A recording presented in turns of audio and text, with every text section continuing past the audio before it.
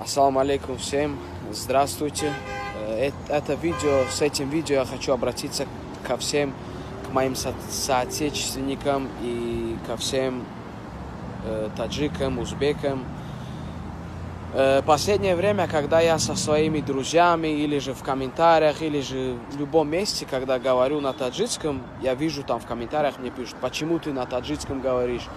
Ты в Узбекистане родился, почему тогда узбекским флагом выходишь, если ты на таджикском говоришь? Такие вещи я видел. Неприятно, конечно, видеть такие вещи. Там еще братья наши таджики, братья узбеки ругаются друг с другом.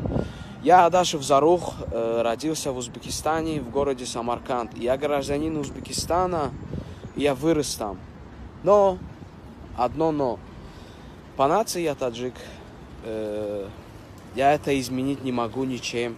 И я не буду лицемерить то, что говорит всем: я узбек. И с моей мамой, с папой, с домашними, со всеми на таджикском говорит. Я такого делать не буду. Я такой, какой я есть, я кто я есть. И все. Кто уважает мою нацию, уважайте. Если нет, это ваше право. Но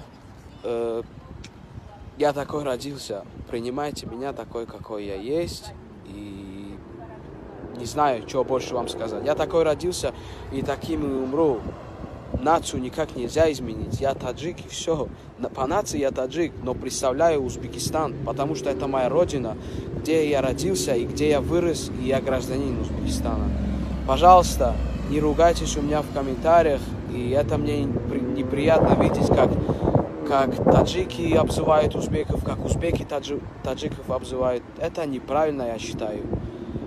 И я буду представлять свою родину, где я родился, где я вырос.